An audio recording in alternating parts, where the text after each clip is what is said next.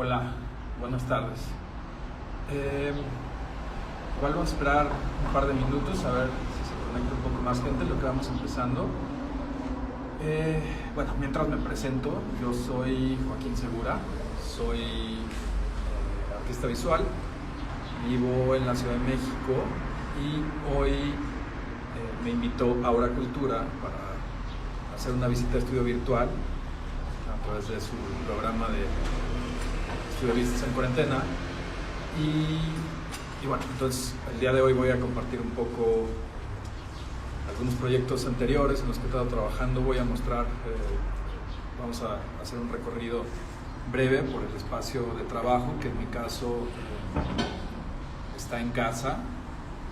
Yo vivo en la colonia Cuauhtémoc, en la Ciudad de México. Es un barrio que me gusta mucho ya que es muy céntrico, es accesible y es el primer espacio. Lo tengo aquí como entre unos 5 años probablemente, y es el primer sitio que tuve, digamos, fijo después de un periodo largo de estancias fuera.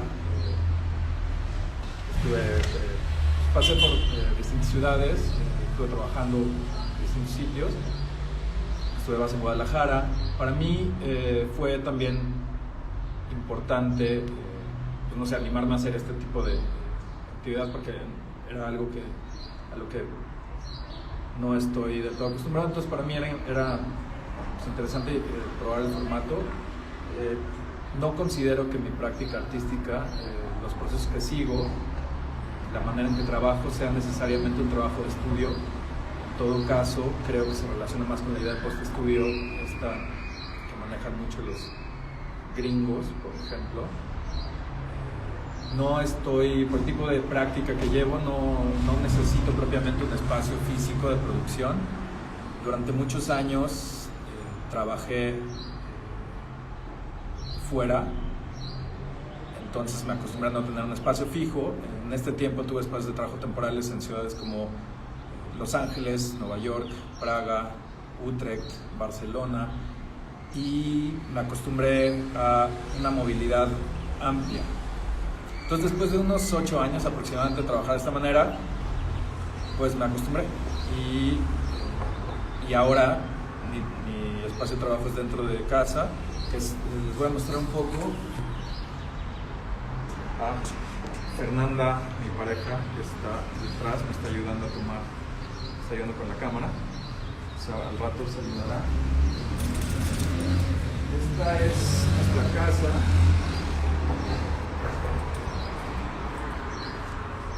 Esta es un poco la dinámica que sigo cuando llevo a cabo una visita de estudio presencial.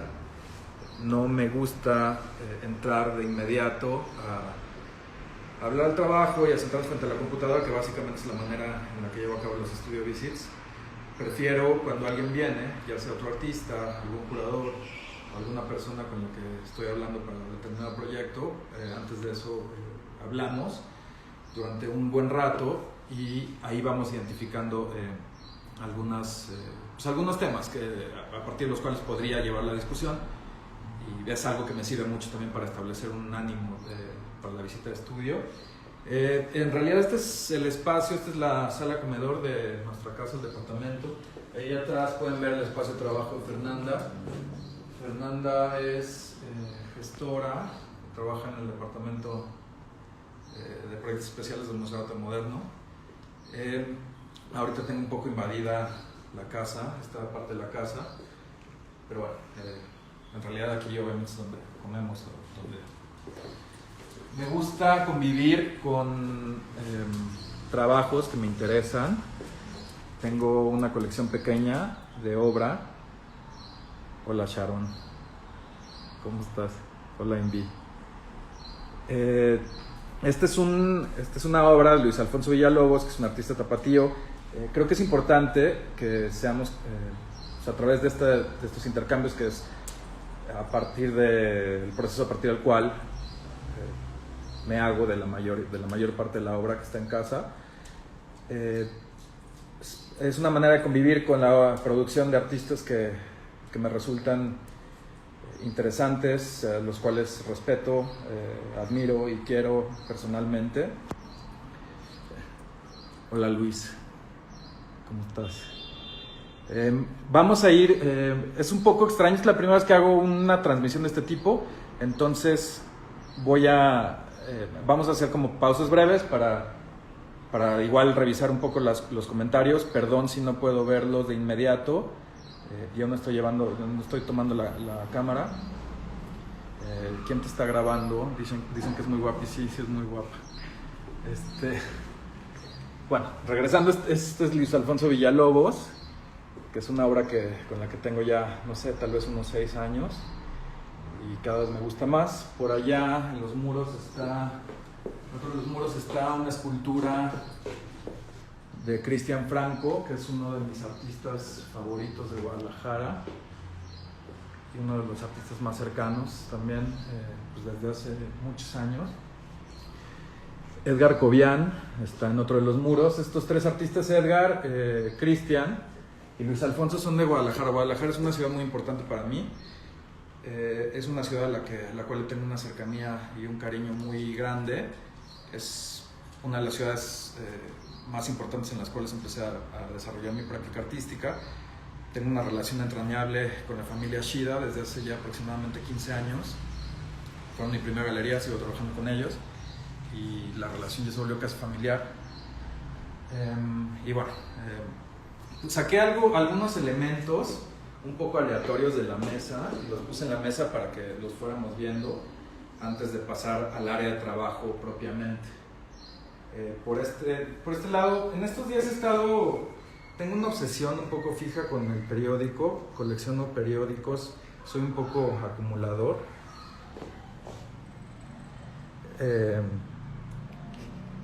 ¿Quién me cortó el pelo en la cuarentena? A Fer. Yo le corté el pelo a Fer en la cuarentena y la verdad es que se lo dejé muy chueco, pero ya se le ve mejor. Estos días tengo cajas y cajas de periódicos, algunos de ellos tienen más de una década. No sé qué, a veces los utilizo de manera tangencial, a veces son un recurso de información dentro del proceso de documentación de cada obra, pero muchas veces no se usan, y tengo closets llenos de periódicos y no sé qué hacer con ellos. Pero creo que es la manera en la que trabajo. O sea, trabajo acumulando materiales que para mí es una especie de archivo físico. Estos días estaba recortando como palabras aleatorias, algunos motivos. La verdad es que no creo ni siquiera utilizar esas cosas, pero son un poco, pues incluso como terapia en este momento en donde, pues con todo lo que está sucediendo, no es mucho más complicado forzarme a hacer algo. Yo soy bastante crítico de la idea de productividad durante la cuarentena. Creo que de alguna forma esta necedad de mantenerse productivo es una forma de enajenación. Me interesa mucho la idea del trabajo, o la idea como un mecanismo de control, que digo, obviamente no es una idea nueva. Regresando un poco a lo que me refería sobre archivos físicos, esta por ejemplo es una hoz que compré en un mercado en Oaxaca, creo, no sé, hace unos 3 años, probablemente 4.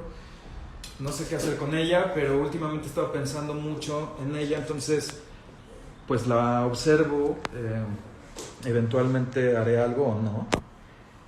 Por otro lado, he estado también recuperando, tengo un archivo amplio de proyectiles recuperados de manifestaciones de manifestaciones en el espacio público, que he estado recolectando aproximadamente desde el año 2012. Este es solo creo que fue de las últimas que recogí. Es un pedazo de loseta de Reforma que los manifestantes estaban aventando a la policía, a los granaderos. Aquí debajo, en este mismo edificio del departamento donde vivo, hay un espacio de almacenaje. Fernando está riendo, entonces no sé, no vi la broma, pero alguien seguramente está. Ahorita me pongo al tanto. Estos son proyectiles que se utilizan en un montaje en el exconvento de Guadalajara. La exhibición fue hace probablemente 3 o 4 años. Este es un pedazo de madera que igual recolecté durante manifestaciones en espacio público. Y como estas hay cajas y cajas repartidas en los espacios de almacenamiento de las galerías con las que trabajo, en mi bodega personal, pues en todos sitios, o sea, y no sé ni siquiera si se van a volver a utilizar. Sí me bañé. La verdad es que estoy tratando de romper récord, de no bañarme en esta cuarentena, pero ya voy a regresar a la normalidad. Entonces, para mí es muy importante contar con este tipo de materiales, con este tipo de referencias. Es una manera de estimular las relaciones que hago, que puedo hacer entre los elementos con los que trabajo. Aquí, por ejemplo, hay algunas copias de impresión de una serie que se comenzó en el 2011 probablemente. Se llama Biblioteca Definitiva por una Revolución Fallida. Estas son pruebas de impresión que se hicieron para un proyecto, para una exhibición que se llevó a cabo en The Modern, que es el Museo de Arte Moderno de la ciudad de Fort Worth. Hubo una exhibición grande de arte mexicano curada por Andrea Kearns y Alison Hurst. O sea, son materiales que guardo, que sigo teniendo de referencia. Esta serie en particular tenía que ver la bodega. Es que en la bodega, Cristóbal, están tus obras también. Las obras que perdiste en una apuesta. Estabas borracho aquel día, creo. La bodega estaría bueno, pero está en el estacionamiento, está como en el segundo nivel, en el sótano, y no nos va a dar la señal de internet. La camarógrafa está tomada, probablemente. No sé, es un hábito muy feo que tiene ella de pronto. Estas las vendo. Todavía hay algunas obras disponibles de estas. En realidad estas son pruebas de impresión, no son las impresiones originales. Las impresiones ya finales son impresiones que miden 1,50 m por 1,30 m, me parece. Están montadas en Dibond sobre aluminio. Pues ustedes tienen una en su casa, Invi. Ustedes tienen esta. Son los libros que se utilizan para hacer estas imágenes. Son libros utilizados por grupos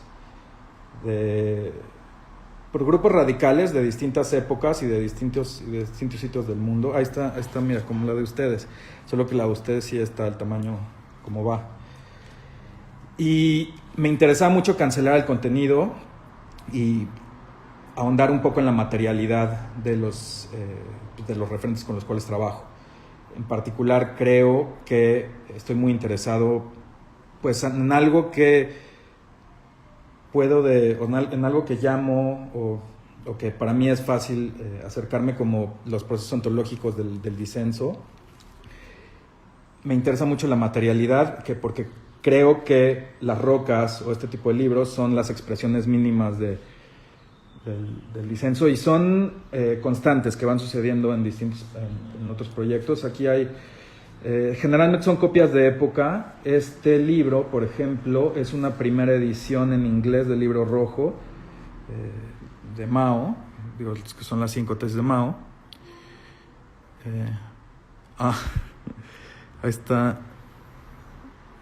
Yo quiero una, dice Sharon. No cuesta $35,000. Esta es una versión abreviada del Capital de 1919 de Alfred Knopf.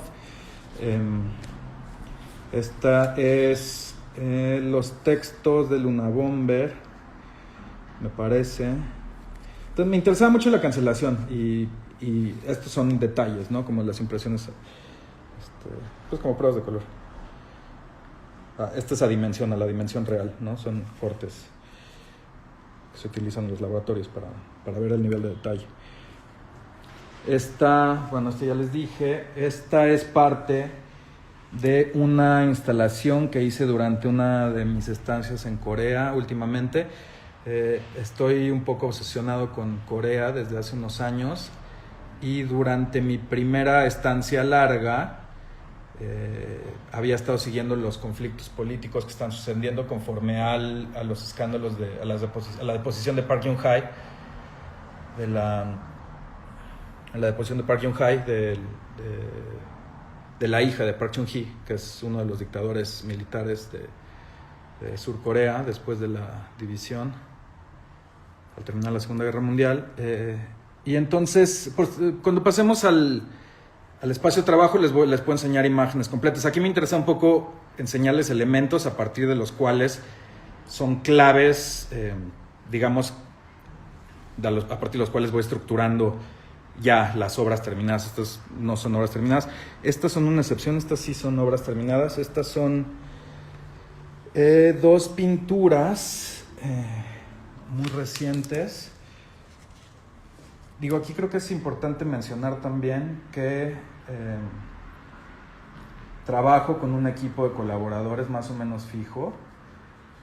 Mi formación no fue en artes, mi formación universitaria fue en otra área, y a pesar de que empecé a exhibir y empecé a trabajar pues, joven, a finales de los 90, principios de la década de los 2000, hace ya casi 20 años prácticamente. Entonces, yo empecé trabajando en fotografía. Poco a poco me di cuenta que la fotografía no respondía a la manera en la que yo quería estructurar pues, mi discurso, la manera en que estaba pensando, y empecé a entrar con otros medios. Entonces me tuve que apoyar con colaboradores. Y con la mayoría de ellos tengo una relación todavía muy cercana desde hace muchos años. Estas son pinturas que se acaban de terminar, se llaman Empirismo y Dogma. Este es Empirismo y Dogma número 2, está pintada directamente, es una reproducción de uno de los proyectiles recuperados de mi archivo, pintada directamente sobre un panfleto maoísta sobre la práctica, que es la primera de las 5 tesis. Es una edición de 1968. La otra es un panfleto idéntico, este es Empirismo y Dogma número 1. Miden aproximadamente 15 por 8 centímetros.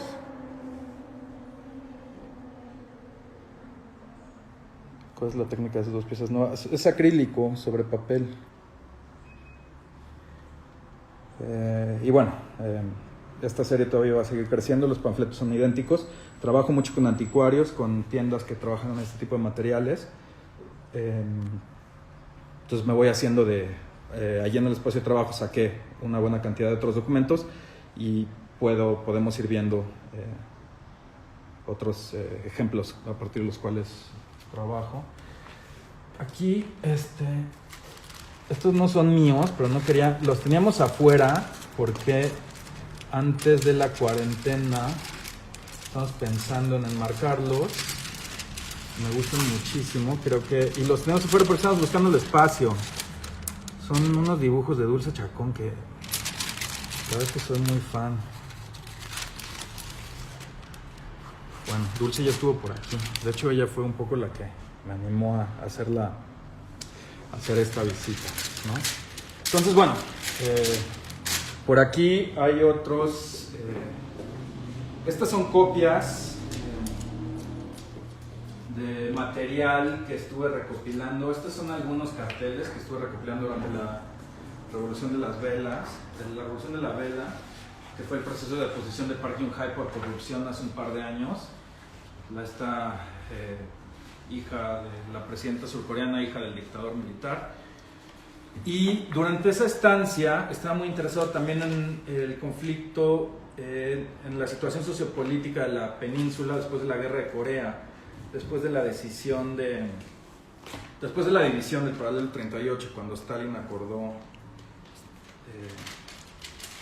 pues con Estados Unidos, básicamente dividir la península. Aquí tengo unas notas, aquí unos billetes norcoreanos, no sé qué voy a hacer con ellos todavía, tal vez no voy a hacer nada, tengo ya años con ellos. Pero en estos días, que por ahí está, en estos días he estado revisando también este material. Durante esa investigación, el perrito se llama Patito, no, bueno sí, tiene como 30 nombres, Patito es uno de ellos, se llama Matilda. Esta es una fotocopias que estuve tomando en el archivo norcoreano del Ministerio de Unificación de Seúl. Durante una de mis estancias en Seúl estuve yendo al archivo, me pasaba horas fotocopiando material. Afortunadamente, cuando hago este tipo de trabajos, el idioma no es tanto una limitación. Generalmente trabajo con traductores. Todos los nombres de Matilda, no acabamos. Si quieren, luego hacemos uno sobre los nombres de Matilda.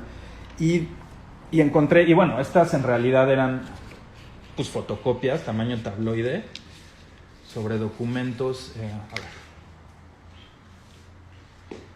sobre el Pyongyang Times, que es uno de los periódicos de propaganda, uno de los órganos de propaganda de Norcorea. El material, este tipo de material es extremadamente raro y poco accesible. De hecho, para entrar a este archivo te necesitas acreditar como investigador. Generalmente este tipo de trámites, este tipo de requisitos, puedo lograr sortearlos con ayuda de las instituciones o de las residencias con las cuales trabajo. También tuve una residencia extendida en Praga, me pasé casi un año yendo y viniendo. Ahí estaba revisando el archivo de Havel, en Libre Prohibity, Samizdat, que vamos a hablar un poquito más adelante. Y bueno, entonces estos son como fotocopias de... Y entonces a partir de eso, no sé, tenía ya un par de años con este material y decidí que un poco relacionado con las imágenes de los libros que vieran de fotografías, estaban estas fotocopias que creo que funcionan a fin de cuentas. Es una serie muy corta, son, pues digamos, obras únicas.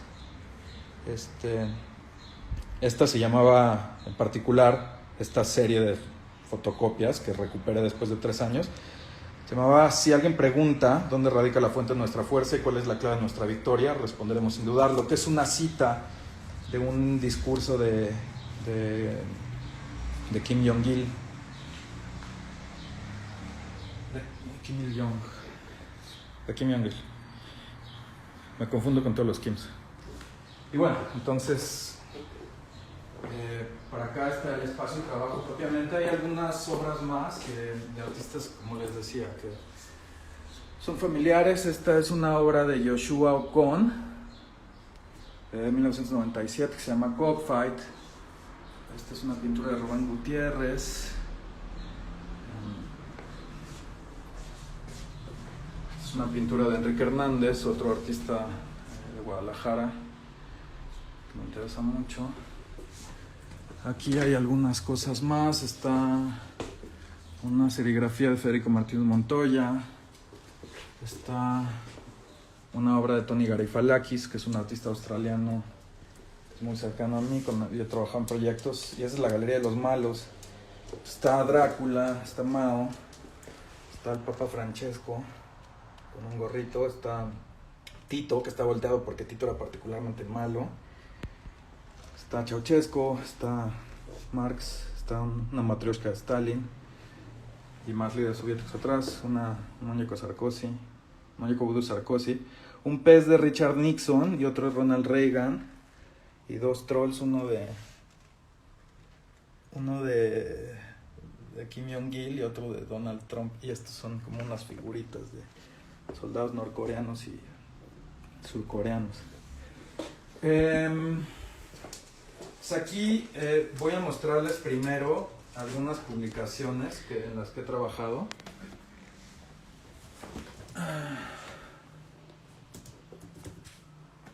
Bueno, ahorita vemos lo de la computadora.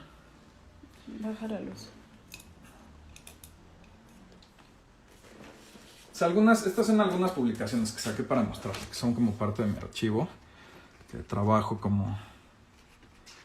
pues con anticuarios, con librerías de viejo, en muchos sitios, y a partir de eso pues voy haciendo pinturas o dibujos, videos, fotografías como los que ya vieron. Aquí hay algunas más. Estas deben haber sido de Revolution Books, que es una librería archivo en Berkeley, en California, que me interesa mucho. Aquí hay otras de esas. Son panfletos que editaba el Ministerio de Propaganda. Aquí hay es un folletito de cordel, que es una forma de... Son publicaciones muy populares que se dan en Brasil. ¿Por qué Marx está con los malos? Esa es una discusión muy amplia. Creo que si entramos ahí no acabamos, pero creo que se dieron cuenta que era un poco de chiste este rollo, ¿no? Entonces aquí, por ejemplo, hay... Algunos son más raros que otros son muy pocos, otros son bastante accesibles, otros no. Aquí hay una copia de La historia me absolverá, en inglés, de Fidel Castro.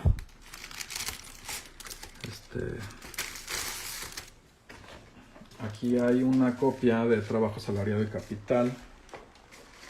Es un panfleto de la editorial Cartago, el brazo del partido, el brazo de propaganda del Partido Comunista Argentino, que posteriormente se convirtió en una pintura de gran formato, de campo de color, que creo que podemos ver aquí en la máquina. Ahora. Yo paso mucho tiempo aquí en mi zona de trabajo. Terminó siendo, este folleto terminó siendo una pintura de campo de color. Me interesaba también abstraer un poco, anularla y entrar en un diálogo abstracto, formal, ¿no?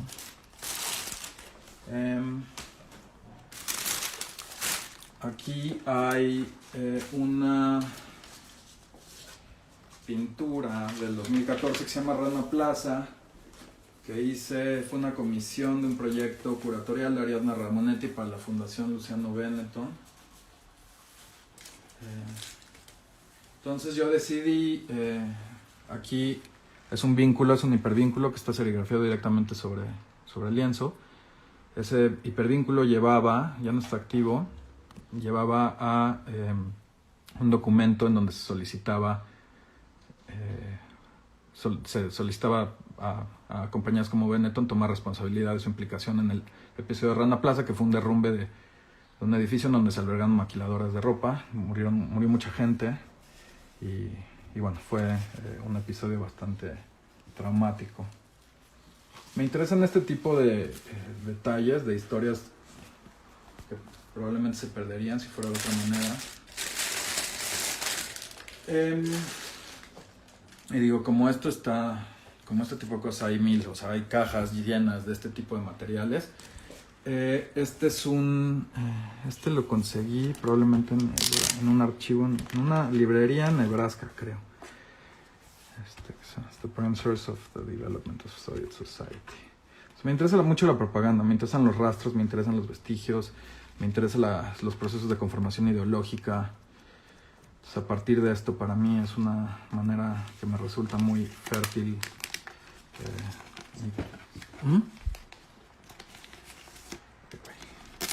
Entonces, aquí, por ejemplo, estoy muy interesado, también estoy investigando desde hace unos años la relación entre dictadura y poesía. Que bueno, seguramente muchos de ustedes saben, muchos de los dictadores más sanguinarios de la historia tenían una relación muy cercana con la poesía. Ya mencionaba Park Chung-hee. ¿Y eso cómo lo traduces en obra? Es muy buena pregunta. No tengo ni idea. Paso mucho tiempo, o sea, tengo, por ejemplo, con estos libros debo tener 4 años tal vez y no he hecho nada. O sea, no sé cómo hacerlo aún. Tengo 2 copias, así que probablemente haré algo que implique 2 elementos. Es una primera edición en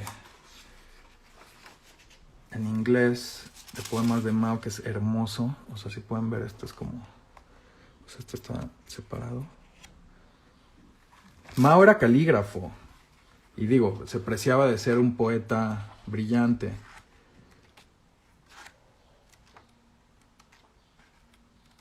Hola, Cocas. Hola, Lau. Entonces, digo, estos son algunos ejemplos de los documentos con los que trabajo. Como decían por ahí, sí, es materia prima que se va transformando, va evolucionando. Muchas veces ni siquiera se ve de manera evidente en el resultado final, pero pues, es la manera en la que se estructura mi proceso de trabajo. Me interesan mucho las publicaciones también y he hecho algunas publicaciones de artista, muchas de ellas, digo, todas de ellas limitadas. Les voy a enseñar algunas de ellas. Esta es una publicación que hice en el 2015 para Ediciones Lázaro, un proyecto de Laura Bordes. Es una gestora cultural de Guadalajara, buena amiga. Tengo el libro de poemas de Paco Stanley. De Paco no, pero creo que tengo un CD. Por ahí debe estar. Bueno, siguiendo estos. Este se llama Casa Poporului. Entonces, durante una estancia que hice en Bucarest, en Rumanía, bueno, no en Bucarest, nada más en Rumanía, hace unos años, me obsesioné por el Palacio del Pueblo, que es la Casa Poporului. Casa Poporului en rumano significa Casa del Pueblo. Seguramente muchos de ustedes ya lo saben, el palacio me interesó particularmente en Rumanía a partir de mi estancia en la República Checa. El Palacio Poporului, Rumanía fue uno de los aparatos políticos que cayeron de manera más estrepitosa en el otoño de las naciones, la caída del bloque. Prácticamente fue una revolución sanguinaria, como pocas, que duró prácticamente una semana. En un lapso de una semana, Ceausescu estaba ejecutado en las afueras de... Me parece que la ejecución fue en Târgoviște. Y bueno, entonces la Casa Poporului era que yo creo que está por aquí.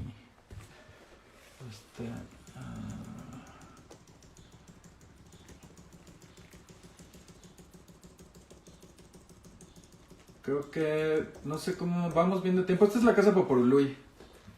Es uno de los edificios gubernamentales más amplios, más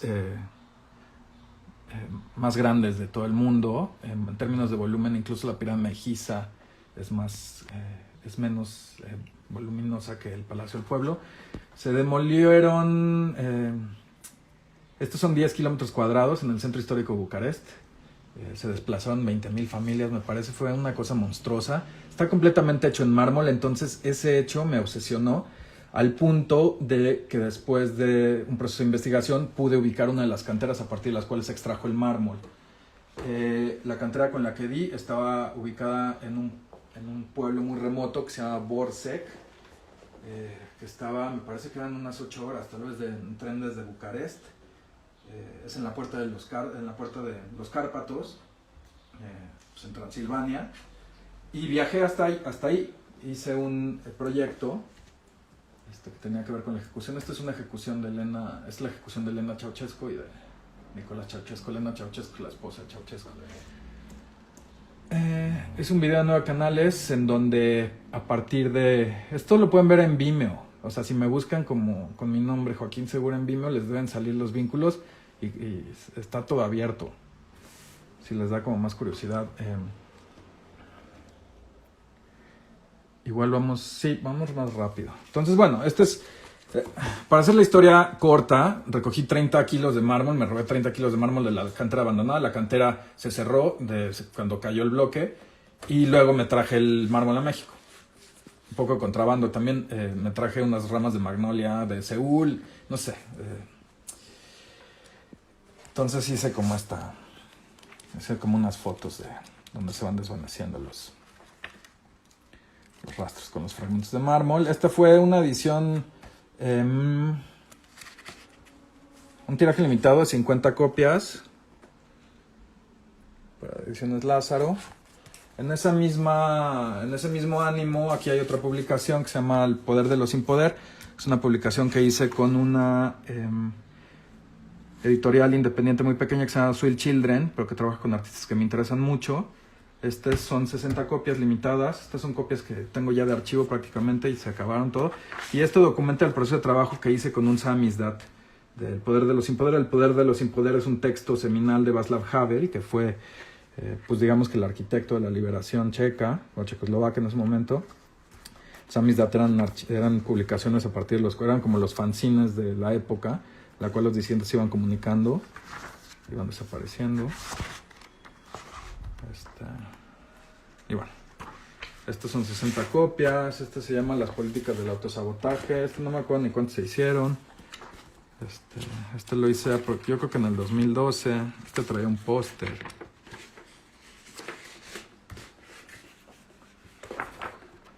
Estos que eran como imágenes de mi archivo. Fotos que me voy encontrando. Me interesa mucho el código Morse. Aquí está una disculpa de Ted Kaczynski. Dibujos de una serie que se comenzó en el 2011. Ahí tengo muy pocas cosas en casa mías. Me interesa ver más cosas de otros artistas. Por ejemplo, ahí está López Llamas. Enrique López Llamas es un artista muy joven, que creo que por ahí andaba. Platícanos de tu producción de memes. De hecho, es a lo que he dedicado más tiempo en esta cuarentena. Como les decía, yo no creo que creo que hay distintos niveles de esencialidad, por decirlo así. Yo hago mis dibujos, no los hago, trabajo con colaboradores. Hago los bocetos digitales, generalmente, esos se entregan y se van trabajando con los colaboradores, que son un equipo fijo, más o menos. Esta es una obra de Javier M. Rodríguez.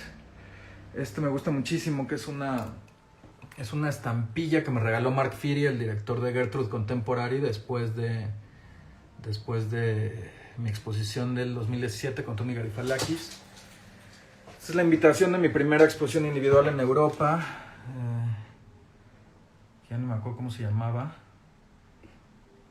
Está aquí una foto del Parlamento de Ceausescu. Es una impresión original, una impresión de época, un plato sobre gelatina.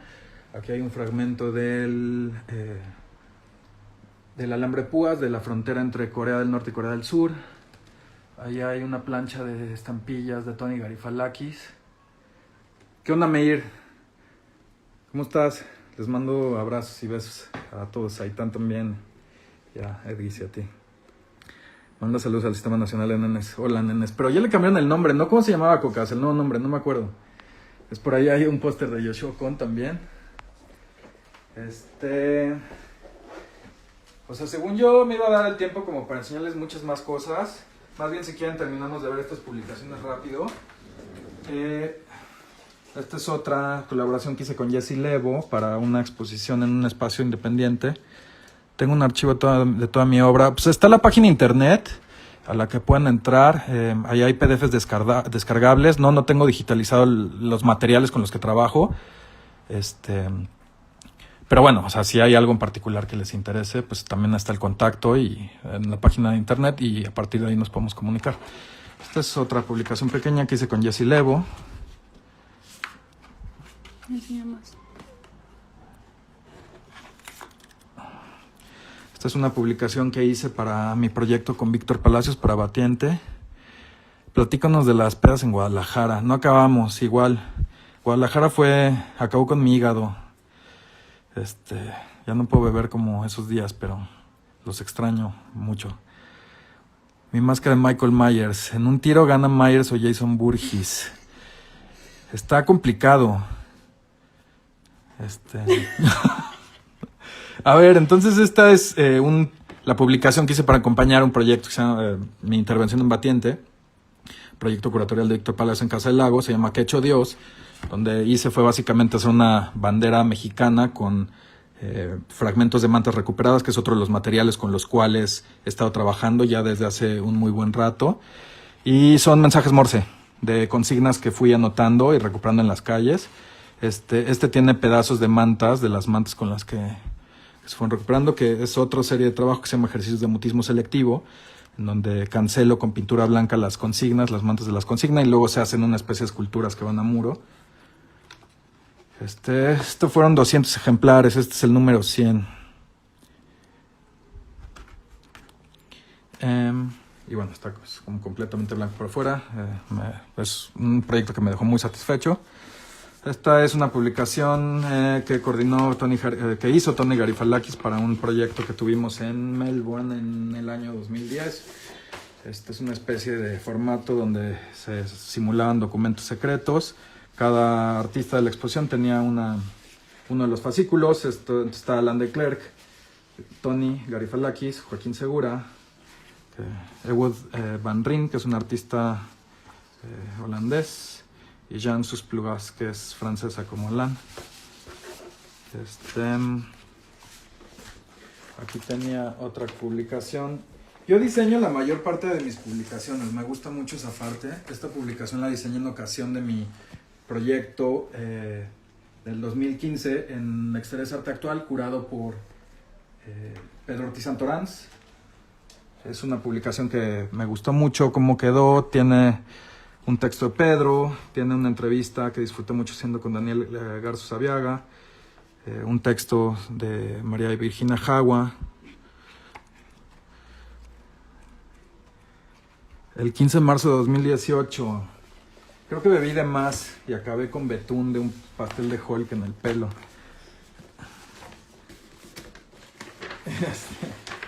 Bueno, creo que ya no nos va a dar tiempo, pero bueno, aquí hay como más publicaciones que están regadas por todo el espacio de trabajo. En realidad, esto está lleno de libros, está lleno de documentos ¿Qué recomiendas para una cruda brutal? Hace tanto que no me pongo borracho que ya se me olvidó, la verdad, pero me funcionaba mucho el aguachile. De mi gusto es. ¿Qué si tienes material de... Tengo mucho material de otros países. Tengo material de México, de la supuesta guerra contra el narco. Sí, tengo proyectos que tienen específicamente que ver con México, con las desapariciones políticas. Creo que no sé si nos va a dar tiempo, pero... Tenemos 3 minutos. Tenemos 3 minutos. Ok. Bueno, estos son balas, proyectiles recuperados a partir de los cuales, que son también parte del archivo físico con el que he estado trabajando. Estos dibujos en particular son parte de una guerra que se llama, de una serie que se llama la guerra de todos contra todos. Una guerra tal que es de todos contra todos, que es una línea de Hobbes en el Leviatán. Son dibujos que recupero balas de fuerzas públicas, del orden, del ejército, de la policía, y los convierto en instrumentos de escritura. Los utilizo como lápices, a partir de los cuales hago dibujos directamente en el muro de la galería. Aquí están algunos. Son dibujos muy sutiles. Cada bala, cada calibre tiene su propia personalidad. Digamos, es como la gama la gama con la que cuentas cuando utilizas grafito, cuando utilizas lápices tradicionales. Aquí, dependiendo del calibre, dependiendo del material, es la fineza, es la amplitud de la línea. Por ejemplo, es un 223, es una línea muy fina. Las 38 dejan una línea más pesada. Esta es una bala perdida que me regaló mi querido Edgar Hernández. Y bueno, son dibujos que he estado trabajando desde el 2016. El primero lo hice en la N, el nuevo Museo de Energía de Arte Contemporáneo en Buenos Aires.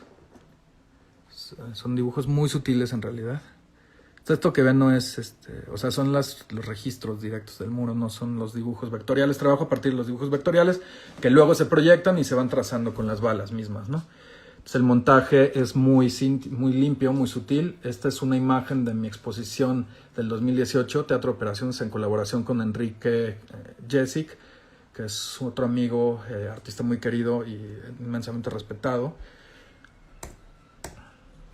Entonces, me gusta mucho la sensación de que la galería está vacía de pronto, ¿no? Hay otro proyecto que tiene que ver con las desapariciones, que se llama Pira. Creo que tenemos que ir cerrando. Entonces, sobre esa documentación en línea, tal vez puedo compartirles unos vínculos. Hablo con la gente de Aura y se los hago llegar. Por lo pronto me gustaría pues ir cerrando la sesión. Perdón por no haber podido ver de manera tan directa o de manera tan inmediata las preguntas o los saludos que hubo. Entonces, voy a revisar pronto, rápido Pues voltea la cámara.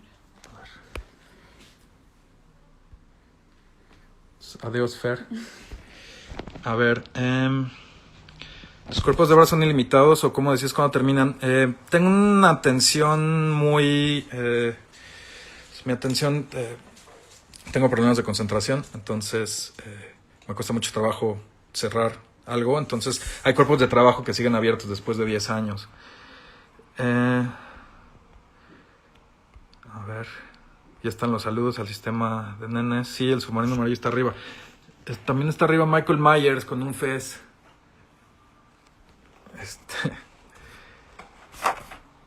Y bueno,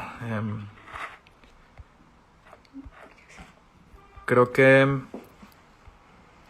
digo, si nadie tiene como otra... Saludos a la familia Silva Ramos. Muchas gracias, Lau. Saludos para ti también.